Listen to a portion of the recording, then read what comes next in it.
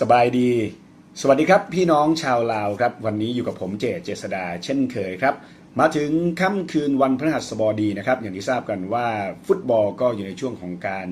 พักเบรกฤดูกาลสำหรับลีกใหญ่ๆนะครับก็จะมีเตะลีกเล็กๆบ้างในสุดสัปดาห์แล้วก็รวมไปถึงฟุตบอลถ้วยสโมสรยุโรปนะครับก็จะมีการเล่นในรอบคัดเลือก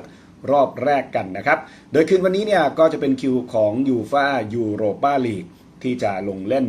นัดที่2ในรอบแรกนะครับต้องบอกว่าเป็นการเล่นระบบเย้าเยือนนะครับแล้วก็จะดูกฎอเวโกในการเข้ารอบต่อไปด้วยคือวันนี้เนี่ยเตะกันหลาย10คู่เลยนะครับแต่ว่าผมคัดเอา3คู่มาฝากแฟนๆชาวลาวเหมือนเดิมนะครับไปเริ่มที่เวลา5 ทุ่มตรงครับไปดูสลาเวียโซเฟียจากบัลแกเรียจะเปิดบ้านเจอกับอีเวสจากฟินแลนด์ครับเกมแรกเนี่ยเป็นสลาเวียโซเฟียครับบุกไปชนะมาได้ก่อน1-0นะครับคืนวันนี้เนี่ยแฮนดิแคปเปิดมาให้สลาเวียโซเฟียเหนือกว่า 0.75 จริงอยู่ครับว่าจริงๆแล้วคืนวันนี้โซเฟียขอแค่เสมอจะผ่านเข้ารอบนะครับแต่ว่าเกรดบอลอย่างไรก็เหนือกว่าทีมจากฟินแลนด์แน่นอนนะครับแล้วแถมอีเวสเป็นทีมที่เล่นเยือนได้แย่ด้วยครับดังนั้นดูแล้วเนี่ยผมว่าสลาเวียโซเฟียดีพอนะครับที่จะย้ำแค้นด้วยการเบียดชนะอย่างน้อย1ประตูในบ้านตัวเองได้นะครับให้เชียร์สลาเวียโซเฟียครับคู่ต่อมาไปที่เวลาเที่ยงคืนครับพริสติน่าทีมจากโคโซโวจะเปิดบ้านเจอกับโฟลาเอสจากลักเซมเบิร์กเกมแรกเนี่ยที่ลักเซมเบิร์กเสมอกันมา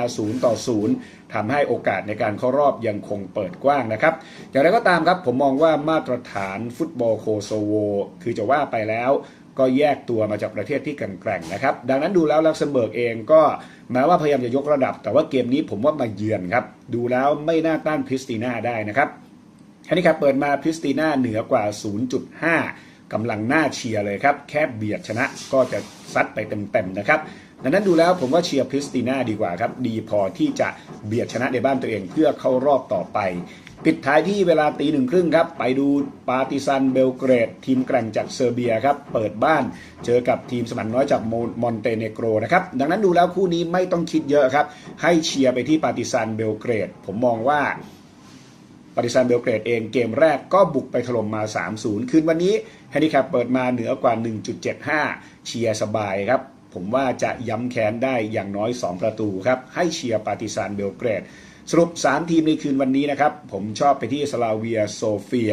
พริสติน่าและปาร์ติซานเบลเกรดครับและเช่นเคยนะครับต้องขอบคุณผู้สนับสนุนของเราด้วยนะครับกับ lao-sbobet.com เว็บไซต์ยังเป็นทางการของสโบเบตเมืองลาวเว็บกีฬาออนไลน์ที่ได้รับอนุญาตถูกต้องตามกฎหมายที่แรกและที่เดียวในเมืองลาวสมัครวันนี้รับฟรีเครดิตเพิ่มสูงสุด 380,000 กีบเพียงแจ้งรหัสโปรโมชั่น JD 888นอกจากนั้นก็แอดไลน์มาที่แอด LAOSBO ครับย้ำว่าของแท้ต้องลาว-sbobet.com เท่านั้นนะครับขอพี่น้องชาวลาวทุกคนโชคดีในคืนวันนี้นะครับสบายดี